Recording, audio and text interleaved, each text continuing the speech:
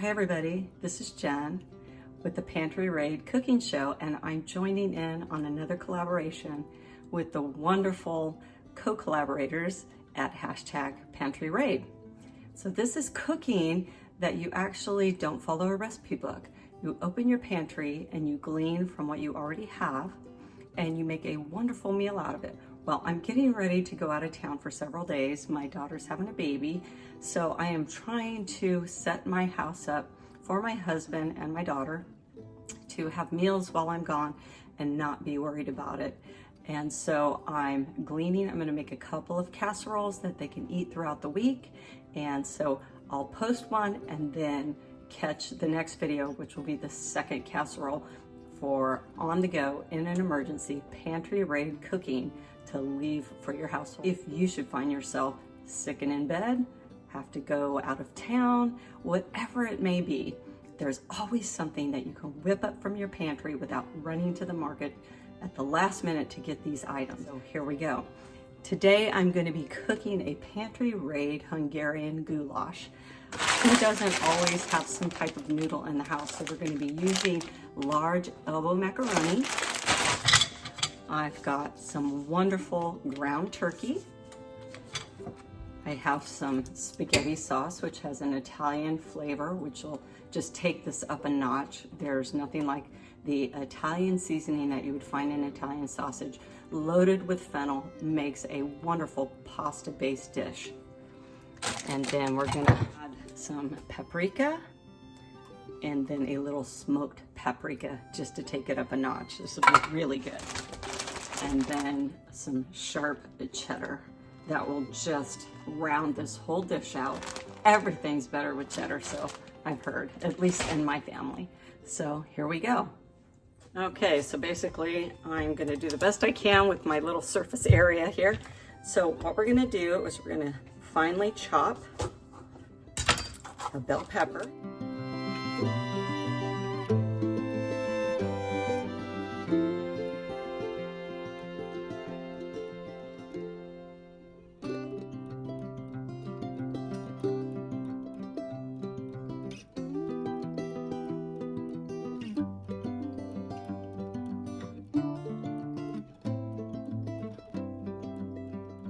Put a little bit of olive oil.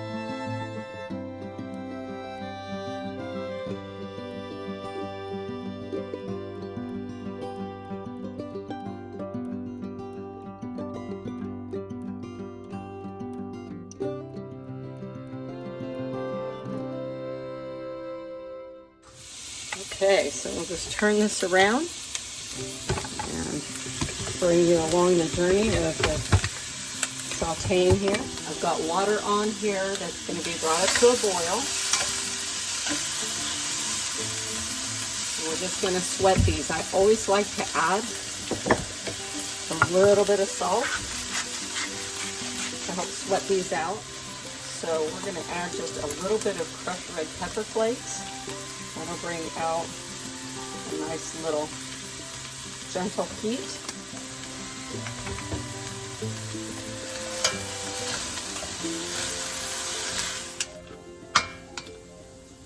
I absolutely adore pantry raid cooking, and I hope that you all are enjoying the #Pantry Raid cooking as well. I'm really enjoying watching, and I'm also enjoying participating. And it's always a fun thing to experiment in the kitchen. And don't be afraid to use things you haven't used very often. And see if you can't incorporate that special seasoning that you bought for one book recipe and you haven't touched it since. and try to incorporate that, because the lifespan of powdered and dried herbs to have their potency, flavor, and properties don't last a real long time. So you really want to use those up rather than let them go bad or lose their flavor and potency. Okay, so we're going to go ahead and get this turkey in there, and I've run out of oil upstairs here, so I'm actually just going to put a little bit of plant-based butter in here so that I can keep this turkey sticking, since it's got a low fat content to it, unlike ground beef. Turn it down to about medium high. Don't scorch it. That popped up, and we'll start seasoning this.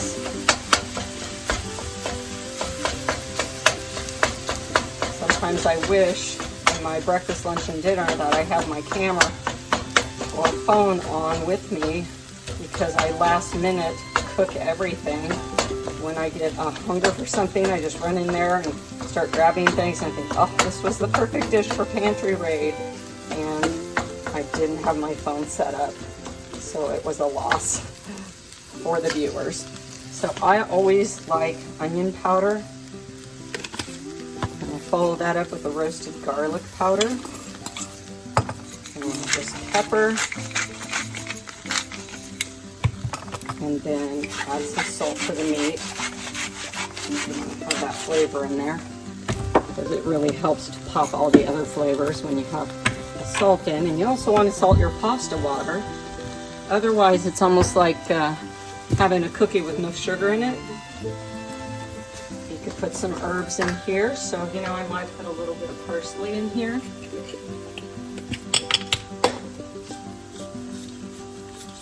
Italian seasoning in here, things to really make a rich sauce. Love to put a touch of cumin in my sauce. A little bit of chili powder makes a super nice sauce.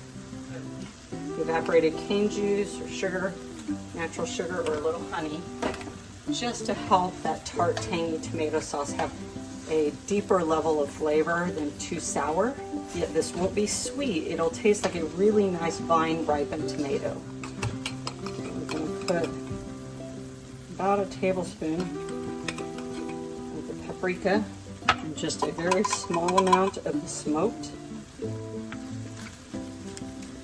And I just have a pound of turkey in here. You could certainly use 2 pounds of turkey, or you can use ground beef, which really the ground beef is my preferred flavor for Hungarian goulash. But I have this tick-borne illness, which is a syndrome, which is an allergy to mammal as a result of that tick bite, which is called alpha-gal. It's a sugar carbohydrate within meat, red meat specifically, and it makes you can make you anaphylactic to exposure, whether you eat it or handle it or breathe in the fumes. So I do not cook with it in my home.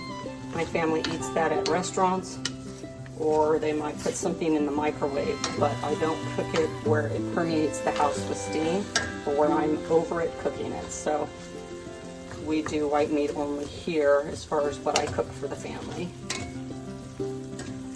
Same thing with dairy, any byproducts of mammal. So butter, dairy, cheese, all that. I do vegan sources, except for cheese. I don't seem to have near as much problem. Cream, I'm okay. I really kind of put it in and back away. I don't really breathe it, because I usually will turn off the flame and add the cream at the last minute, so I'm not really breathing it.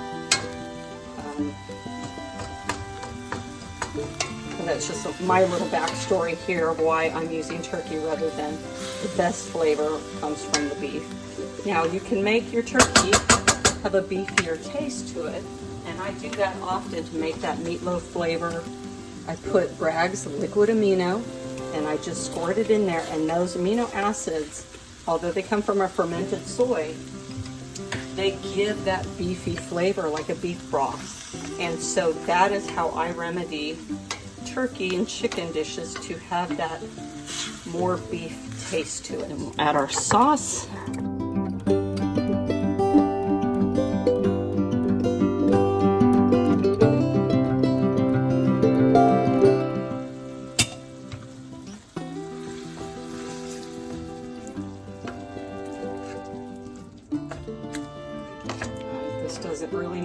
overheated because the meat and the vegetables are going to impart their heat to warm up the sauce, and that will give it time while the pasta is cooking for these flavors to meld together with that heat and disperse throughout the sauce. And then when it bakes, it'll continue to give layers of flavor. Okay, water's boiling and salted. Because these are large elbows, so they're going to double in size. We'll let the pasta cook till al dente, because then it's going to finish cooking in the oven. Always cools the water down when you put the pasta in, so we'll get that back up to a boil and start our 6 minutes. Don't even rinse it. Just keep that starch in there. I'm just going to put the sauce right over the top. Fold that sauce in so that it coats all the pasta.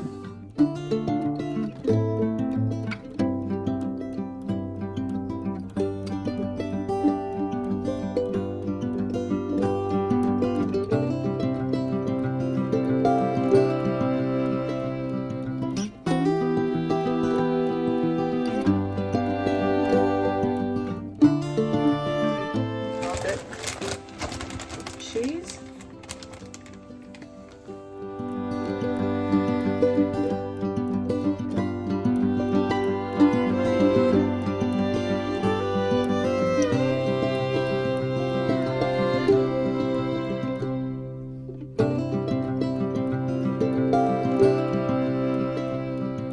It's in the oven, and we'll just watch it for the browning. About 30 minutes.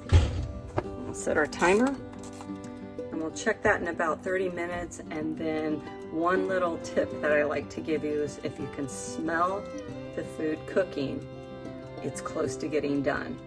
And that's a rule of thumb for anything, whether you're baking cookies, cake, casseroles. You typically don't really smell it until it's to its fullest bake. And that last 2 or 3 minutes is where you really start smelling the baked goods coming from the oven. And that's when you want to start checking to make sure you don't overcook it and you pull it out at the appropriate time.